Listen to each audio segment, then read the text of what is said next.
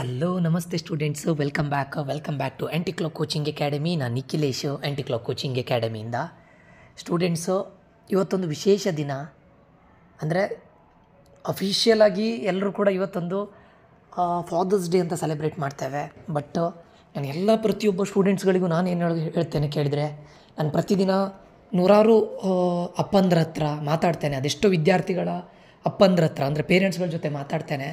So ನನಗೆ ಇದರಿಂದ ಅರ್ಥವಾಗಿದ್ದೇನಂತ ಕೇಳಿದರೆ, ಅವರ ಒಳಗಡೆ ಅಂದರೆ ಒಬ್ಬ ತಂದೆಯ ಒಳಗಡೆ ಎಷ್ಟೇ ಕಷ್ಟ ಇದ್ದರೂ ಕೂಡ, ಎಷ್ಟೇ ನೋವಿದ್ದರೂ ಕೂಡ ತನ್ನ ಮಗ ಅಥವಾ ಮಗಳು ಒಳ್ಳೆ ಓದಿ ಒಂದೊಳ್ಳೆ ವ್ಯಕ್ತಿ ಆಗಬೇಕು, ತಾನು ಏನೋ ಸಾಧಿಸಬೇಕು ಅಂತೇಳಿ ತನ್ನ ಒಳಗಡೆ ಎಷ್ಟೇ ಕಷ್ಟ ಇದ್ದರೂ ಕೂಡ ಅದು ಯಾವುದನ್ನು ಮಕ್ಕಳೆದುರು ತೋರಿಸ್ಕೊಳ್ದೆ ತನ್ನ ಮಕ್ಕಳಿಗೋಸ್ಕರ, ತನ್ನ ಹೆಂಡತಿಗೋಸ್ಕರ ಅಥವಾ ತನ್ನ ಫ್ಯಾಮಿಲಿಗೋಸ್ಕರ ಎಲ್ಲವನ್ನ ಪಣ ಇಡೋ ಒಬ್ಬ ಸೂಪರ್ ಹೀರೋ ಅಂದರೆ ಅಪ್ಪ.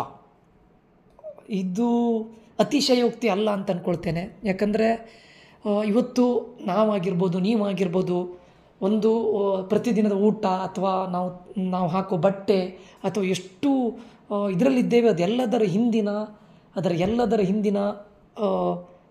ಹಿಂದೆ ಒಂದು ಬೆವರು ಹನಿ ಇರುತ್ತೆ, ಒಂದು ಕಷ್ಟ ಇರುತ್ತೆ. ಅದು ಯಾರಂತ ಕೇಳಿದರೆ ಅಪ್ಪ ತನ್ನ ಮಕ್ಕಳಿಗೋಸ್ಕರ, ತನ್ನ ಫ್ಯಾಮಿಲಿಗೋಸ್ಕರ ಎಲ್ಲದನ್ನು ಮಾಡ್ತಾನೆ. ಆದರೆ ಯಾವುದನ್ನು ಹೇಳ್ಕೊಳ್ಳಲ್ಲ, ಯಾವುದನ್ನು ತೋರಿಸ್ಕೊಳ್ಳಲ್ಲ. ಅಮ್ಮ ಎಲ್ಲ ವಿಷಯದ ಮುಖವಾದರೆ ಅಪ್ಪ ಅದರ ಹಿಂದಿನ ಶಕ್ತಿಯಾಗಿರ್ತಾರೆ. ಎಲ್ಲರಿಗೆ ಎಲ್ಲವನ್ನು ಕೊಡಿಸಿ ತನಗಾಗಿ ಏನೂ ಮಾಡಿಕೊಂಡಿರೋದಿಲ್ಲ ಅಪ್ಪ ರೇಗ್ತಾರೆ, ಕೋಪಗೊಳ್ತಾರೆ. ಅದರ ಹಿಂದೆ ಏನೋ ಒಂದು ಕಾರಣ ಇರುತ್ತೆ. ಆದರೆ ಅಪ್ಪನ ಪ್ರೀತಿ ಯಾವತ್ತೂ ಕಡಿಮೆ ಆಗೋದಿಲ್ಲಂತೆ.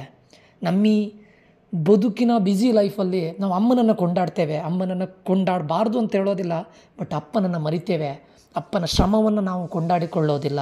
ಅಪ್ಪನ ಈ ಎಲ್ಲ ಸಾಧನೆ ಹಿಂದೆ, ನಿಮ್ಮ ಸಾಧನೆ ಇರ್ಬೋದು ಅಥವಾ ನಿಮ್ಮ ಕುಟುಂಬದ ಸಾಧನೆ ಇರ್ಬೋದು, ಅದರ ಹಿಂದೆ ಒಬ್ಬ ಗಂಡಸಿರ್ತಾನೆ, ಅದು ಅಪ್ಪನಾಗಿರ್ತಾರೆ. ಅವ್ರನ್ನ ನಾವು ಸಂಭ್ರಮಿಸಬೇಕು, ಪ್ರತಿದಿನ ಸಂಭ್ರಮಿಸಬೇಕು.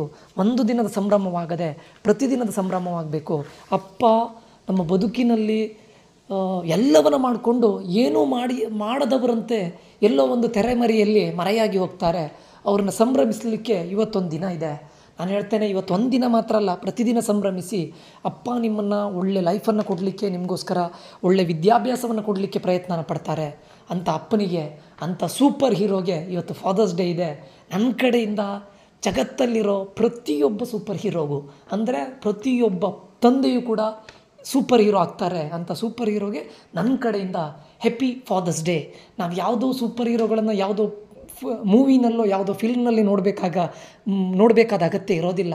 ನಮ್ಮ ಜೊತೆಗೆ ಇದ್ದಾರೆ, ಅದು ತಂದೆ. ಅಂಥ ತಂದೆನ ನಾವು ಸೂಪರ್ ಹೀರೋ ಆಗಿ ಸೆಲೆಬ್ರೇಟ್ ಮಾಡೋದು ನಮ್ಮೆಲ್ಲರ ಕರ್ತವ್ಯ.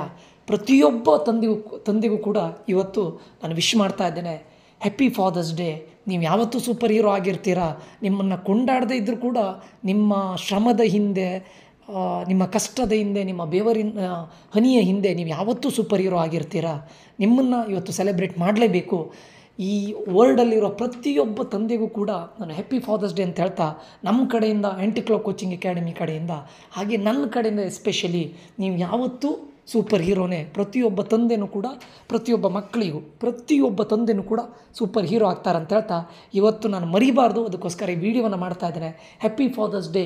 ಪ್ರತಿಯೊಬ್ಬರಿಗೂ ನಾನು ಹೇಳೋದು, ವಿದ್ಯಾರ್ಥಿಗಳಿಗೆ ಮತ್ತು ಮಕ್ಕಳಿಗೆ ಹೇಳೋದು, ನಿಮ್ಮ ತಂದೆನ ಸೆಲೆಬ್ರೇಟ್ ಮಾಡಿ, ಪ್ರತಿದಿನ ಸೆಲೆಬ್ರೇಟ್ ಮಾಡಿ. ಯಾಕಂದರೆ ಯಾವುದೇ ಒಂದು ವಸ್ತು ಆಗಲಿ, ಯಾವುದೇ ಒಂದು ವಿಷಯವಾಗಲಿ ಕಳೆದು ಹೋದ ಮೇಲೆ ಮತ್ತೆ ನಮ್ಗೆ ಬೇಕು ಅಂದರೆ ಸಿಗೋದಿಲ್ಲ.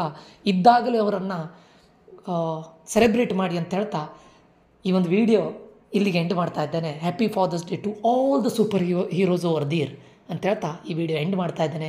Thank you, love you all, bye.